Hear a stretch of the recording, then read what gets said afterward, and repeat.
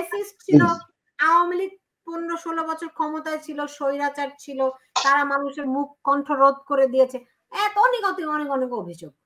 তাদের পতন হয়েছে, তারা চলে গেছে। আপনারা বিপ্লব করেছেন, স্বাধীনতা এনেছেন, তাইলে কেন এখন আবার মার খেতে হবে? মানে আপনি পক্ষ নিয়ে নিলেন আপা। আমি পক্ষ নেইনি। দেখেছেন আপনি প্রশ্ন করলেই সেটাকে পক্ষ ধরে না, পক্ষ দেখেছেন মানে আপনার তো খুঁজে হওয়া উচিত, আপনার তো মানে আপনার হয়ে তো বলে দিচ্ছে।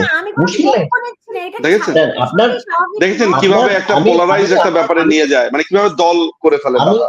হ্যাঁ না, পোলারাইজেশন নিঝুম ভাই করছেন শুরু থেকে, এবং আমি তার এই ট্র্যাক জানি। তার সাথে আমার এমনিতে সরাসরি কখনো কথা হয়নি, কিন্তু তার চ্যানেল বা অন্যান্য খোঁজ খবর আমি রাখি। আমি শুরুতেই, আমি মাঝখানে কিন্তু বলেছি আপা যে আওয়ামী লীগ খারাপ ছিল মানে এইটা না যে এখনকার যারা আছে এই অন্তর্বর্তীকালীন সরকার তারা ভালো, মানে এইটা কখনোই মিন করে না যে আওয়ামী লীগ খারাপ ছিল মানে এরা ভালো।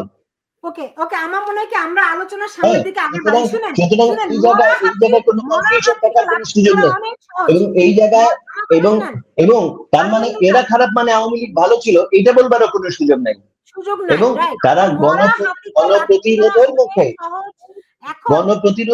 তারা চলে যেতে বাধ্য হয়েছে, এবং এইটা মানে বরঞ্চ নিপা আপার আলোচনা অনেক বেশি গুড হয় যে এখানে যদি বামপন্থীরা, বাম প্রগতিশীলরা যদি এইটাকে লিড করতে পারতো তাহলে হয়তো মানে এই দৃশ্যটা আমাদেরকে দেখতে হতো না। হ্যাঁ, ডেফিনেটলি সেই দায়িত্ব নেই, সেই দায় নেই তো। একটু বৈষম্যের শিকার হচ্ছি করলাম। হ্যাঁ, সেইটা আমার কাছে যে বামপন্থীরা সুফলগুলি নিতে পারে না, প্রথম থেকে সেই প্রশ্নটি জানতে চাই আপনাদের কাছে। কেন এই আন্দোলন হাতছাড়া হয়ে গেল? কেন কেন আজকে জঙ্গিরা উত্থান হচ্ছে? কেন মৌলবাদীদের এত আস্ফালন? কেন একটি মেয়ে সিগারেট খাবে তাকে পুলিশ ধরে নিয়ে যাবে? কেন পাড়ায় পাড়ায় বাজারে বাজারে মাইকিং হবে যে মেয়েরা বাজারে যেতে পারবে না? ধর্ষণ হয়েছে গত 3 দিন কতগুলো, সেটা নিয়ে কোনো কথা নাই। এবং আপনারা যেটা বলেন, সরি আপনাকে একটা জিজ্ঞেস করি, আপনারা আওয়ামী লীগ খারাপ ছিল, মানুষ তাদেরকে গত 6 মাসে দেখা হচ্ছে না আপনাদের। আপনি আওয়ামী লীগকে বলছেন যে দেশে আসেন, এখন আপনার দেশে আসার পরিস্থিতি কি? যেমন আমি চিন্তাও করতে পারি না আমি এই মুহূর্তে দেশে যাব, কারণ আমি আমার জীবনটা বোকার মতো কারো হাতে দিতে চাই না। তাহলে আমার মধ্যে এই বোধ আছে। আপনারা দেশে আছেন, আপনারা আন্দোলনের একটা পার্ট, আপনারা সরকারের একটা পিছনের শক্তি, তাহলে আপনারা কেন কথা বলছেন না? না, আমরা কোনো কথা দেখছি না। আজকে ধর্ষণ এত মানে আপনার যে টাঙ্গাইলের বাসের ভেতরের যে ধর্ষণ, এইটা দিল্লিতে এরকম একটা ঘটনায় সরকার পতন হয়েছে। এই ঘটনা যদি আওয়ামী লীগের সময় হতো, আপনি শুধু চোখ বন্ধ করে একটা কল্পনা করেন। আমি বলতেছি, আমি যদিও সুলতানা পরিচয় করে আমি আওয়ামী লীগের সমর্থক, কিন্তু আমি জীবনে কখনো আওয়ামী লীগের নিবন্ধিত কোনো সদস্য না। এবং এটা খুঁজে দেখবেন, আমি সারা জীবন মানুষের নির্যাতিত পক্ষের থাকে কাজ করার চেষ্টা করেছি, সাদাকে সাদা কালোকে কালো। এবং যেইটা আমার আশা, আমি বঙ্গবন্ধুর একদম বাইহার ব্লাইন্ড সাপোর্টার, সেটা আলাদা হিসাব। তাকে আমি মেন্টর মানি, আমার সমাজতান্ত্রিক ধারণায়ও আমি তাকে মেন্টর। তাকে আমি যত চর্চা করি, গবেষণা করি, আমি তত সমৃদ্ধ হই। কিন্তু আপনাদের এই যে গত 6 মাসের, আমি এটা আসলে ধৈর্য রাখতে পারি না।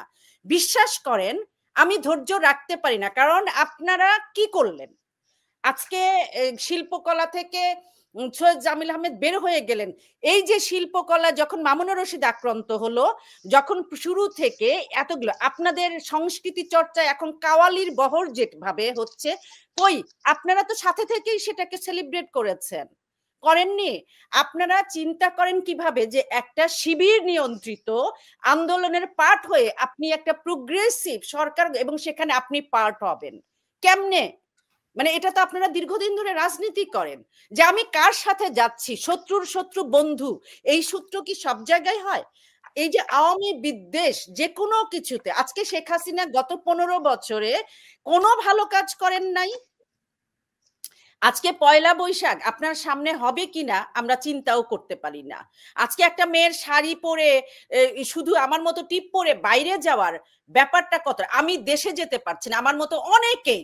ঠিক আছে আপা, আমি বলবো জি জি বাসে, হ্যাঁ হ্যাঁ, মানে ধরেন যে আওয়ামী লীগ আমলে ধর্ষণ হয়েছে, সুতরাং এই সময় ধর্ষণ হলে কোনো সমস্যা নাই, বা আওয়ামী লীগ আমলে এতটা ধর্ষণ হয়েছে এই আমলে কম হয়েছে, মানে এইরকম এইটাকে আমি সমর্থন করি না।